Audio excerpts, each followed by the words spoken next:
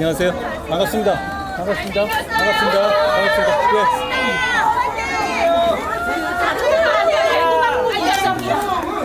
다른 것도 아닌 대구 방문 일정이어서 더 관심이 모아지는 것 같은데 이번 방문 목적 좀 간단히 부탁드립니다.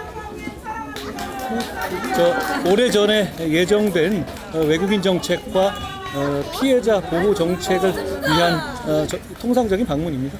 근데 아무래도 이게 법무부 공식 일정이기는 한데 총선 앞두고에다가 뭐 이준석 대표 신당도 있어가지고 정치적으로 해석될 여지도 있는데요.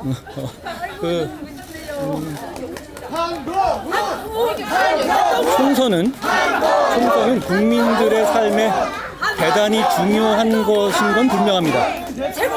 그렇지만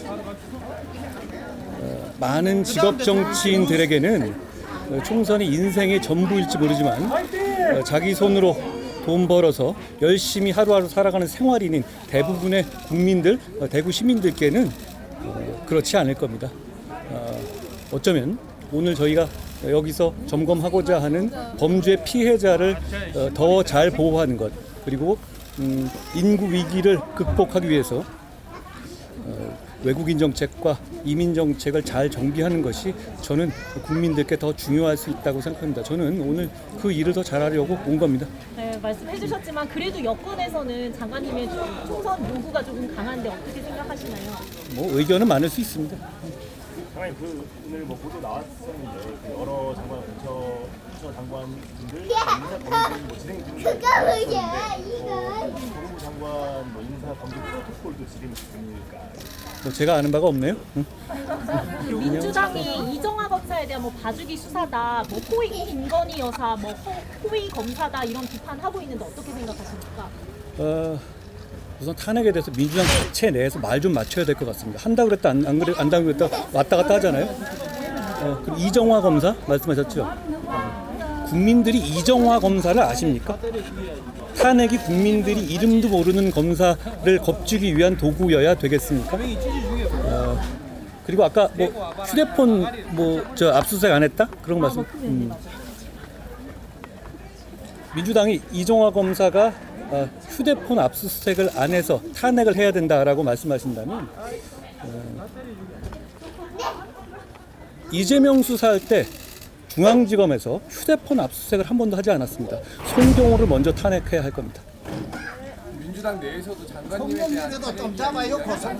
개명이도 잡아요.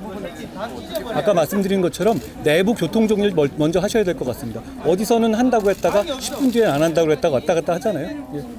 출마설 쪽으로 계속 이야기가 나오고 있습니다. 국민의힘이 요새 너무 열심히 대구에 오신 거를 또 연구해 말씀하시는 분들 많이 계신데요. 바로 재명이 되고 제가 대구에 두 번째 왔는데요. 저는 평소에 대구 시민들을 대단히 깊이 존경해 왔습니다. 네, 감사합니다. 그 이유는 제가 그렇게 생각하는 이유는 첫째로 우리 대구 시민들이 처참한 6.25 전쟁 과정에서 단 한 번도 적에게 이 도시를 내주지 않으셨고요. 자유민주주의 위해서 끝까지 싸운 분들이라는 싸워서 이긴 분들이기 때문입니다. 그리고 둘째로 전쟁의 폐허 이후에 산업화 과정에서 산업화를 진정으로 처음 시작하셨고 다른 나라와의 산업화 경쟁에서 이긴 분들이기 때문입니다. 그리고 마지막으로 대구의 굉장한 여름 더위를 늘 이기시는 분들이기 때문에 존경합니다. 제가 오늘 두 번째로 왔는데요. 여기서 오게 돼서 참 좋습니다. 장관님, 검사 피해자 지원센터 헌문을 체결하셨는데 대구 경북까지 확대할 계획이 있으신지요? 제가 말씀드린 것처럼 범죄 피해자에 대한 보호는 대단히 중요합니다. 우리 모두 범죄 피해자가 될 수 있잖아요. 그리고 저번에도 말씀드렸다시피 저는 범죄자의 인권이냐 범죄 피해자의 인권이라고 한다면 1초의 망설임도 없이 범죄 피해자의 인권에 편이어야 한다고 생각합니다. 저희 정부는 그렇게 할 겁니다. 그런 차원에서 원스톱 솔루션 센터를 서울에 먼저 오세훈 시장님과 열었습니다.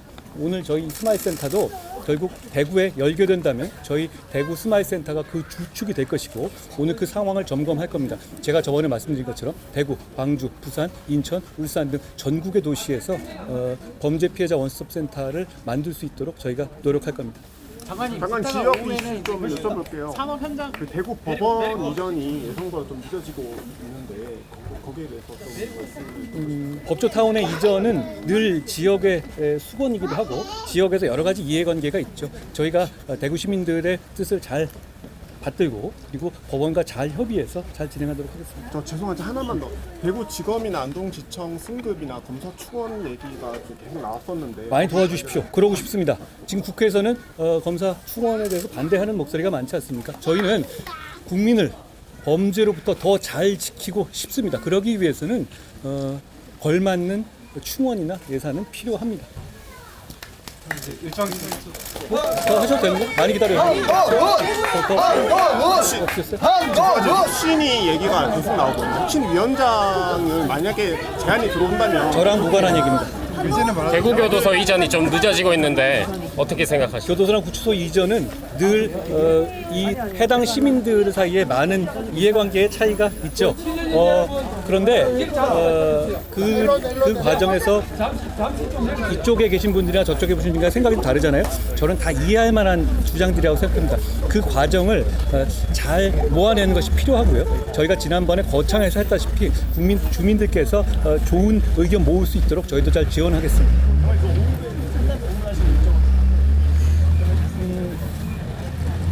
저희가 올해 10월부터 출입국 이민 정책의 획기적인 어떤 새로운 툴을 만들었습니다. 지금까지는 외국인 노동자들이 들어와서 그냥 쫓겨날 때까지 일하다가 가는 그런 구도입니다. 왜냐하면 외국인들 입장에서도 와서 9년이 지나면 무조건 돌아가야 되기 때문에 대한민국에서 최대한 돈을 벌고 불법 체류자가 되더라도 이 룰을 안 따르고 벌 만큼 돌아가겠다 이런 생각이었거든요. 인간 본성상 그럴 수 있잖아요. 그런데 저희가 지금 바꾸려고 하는 것은 대한민국과 대한민국 국민과 잘 지내고 대한민국이 기여하는 경우에 있어서의 승급제, 인센티브제를 도입하자는 겁니다. 그런 차원에서 저희가 274를 35,000으로 늘렸고 그것을 그러니까 이런 구도인 거죠. 들어오신 분들 중에서 대한민국에 잘 적응하고 한국말도 어느 정도 잘하고 기업으로부터 추천받는 분, 그러니까 기업과 잘 지낸 분에게 지자체나 기업으로부터 추천을 받는 겁니다. 그 추천을 받아서 한 등급 높은 그 레벨의 이 거주 자격을 줄 것이고 결국은 그것이 국민의 자격으로까지 이어지게 할 겁니다. 그러니까 그렇게 되면 어떻게 되냐면 와서 그냥 돈만 벌고 하겠다가 아니라 여기서 대한민국 사람들과 잘 지내고 그리고 대한민국 국민과 기업과 잘 지냈을 때 그런 경우가 있을 수 있거든요. 그렇게 되면 그런 인센티브를 주는 것이고 그런 체제를 만들겠다는 것이 우리가 만들기 시작한 그런 274 체제인데요. 그게 10월부터 모르시겠지만 시작됐습니다. 그리고 이 소규모 공장들에서도 그렇게 승급된 분들이 계십니다. 제가 오늘 가는 그 공장에도 외국인 근로자들 분 중에서 그렇게 저희의 새로운 과정을 통해 승급된 분들이 계십니다. 그분들에게 우리의 상황, 우리가 말하는 그 정책이 과연 제대로 실현되는지 그 취지가 반영되는지를 제가 잘 들어볼 것이고요. 그리고 외국인 정책이나 출입국 정책은 앞으로 저를 비난할 일이 굉장히 많으실 겁니다. 앞으로 10년 내에 저는 그렇게 생각합니다. 이건 가보지 않은 길이기 때문입니다. 외국인 정책에서 성공한 나라는 없어요. 유럽은 지금 어떻습니까? 성공했습니까? 그렇지 않아요. 그렇지만 우리는 후발로 출발하지만 국익과 국민을 위한 목적, 제가 추진하는 외국인 정책은 외국인의 인권이나 휴머니즘 그건 부수적인 거지만 그걸 세계적인 세계 평화라든가 인도주의를 위한 게 아닙니다. 우리 국민들이 잘 살고 대한민국이 도움이 되는 정책을 하자는 것이죠. 그렇기 때문에 저희가 그 후발주자로서 그런 좋은 방향을 선택하고 골라서 갈 겁니다.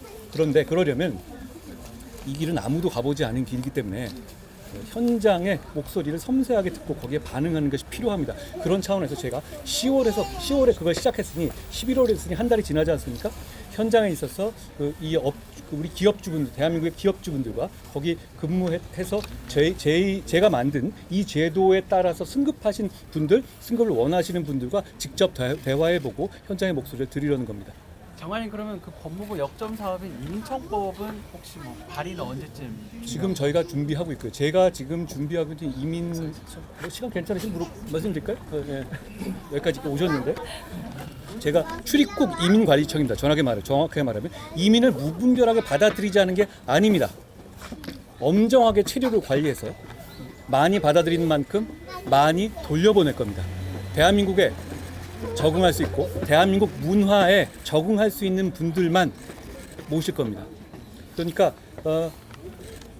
사실 자기 문화를 여러 군데에서 자기 나라에서 꽃피울 수 있죠. 그렇지만 우리가 지금 외국인들이 필요한 것은 우리나라 사람들은 받아들일 수 있는 마음이 되어 있는 여러 부분들이 있잖아요. 우리나라 사람들이 받아들일 수 있는 분들 중에서 우리나라에 살고 싶어하는 분들을 선별해서 모실 것이고 그리고 그분들한테 어떤 예측 가능성을 드린 겁니다. 그 과정을 통해서 그렇지만 그 문제는 향후 10년이나 20년 뒤에 어떻게 인구가 될 것인가? 예를 들어서 여가부라든가 노동부 차원의 단순히 노동이라든가 가족의 문제로만 간다면 어느 한 곳에는 외국인이 치중되게 될 거고 수도권은 또 아니게 될 거고 이럴 겁니다. 이렇게 되면 나중에 10년 뒤에는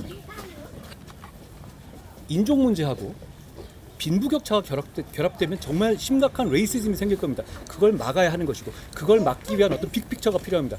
대한민국에는 지금까지 그런 역할을 하는 곳이 없었습니다. 각각 노동부, 법무부, 여가부 등등 각각의 부서에서 각각 자기 나와바리에서의 역할만 따져왔다는 것이죠. 그렇기 때문에 문제는 이걸 하나로 묶어서 제가 지금 하고 있는 이런 고민은 24시간 동안 항상 국민들한테 쫑크 먹으면서 스트레스 받으면서 그것만 생각할 수 있는 사람이 필요합니다. 곳이 필요합니다. 그게 지금까지는 없었고요. 그것을 저희는 만들겠다고 하는 것이고 구체적인 방안은 이런 겁니다.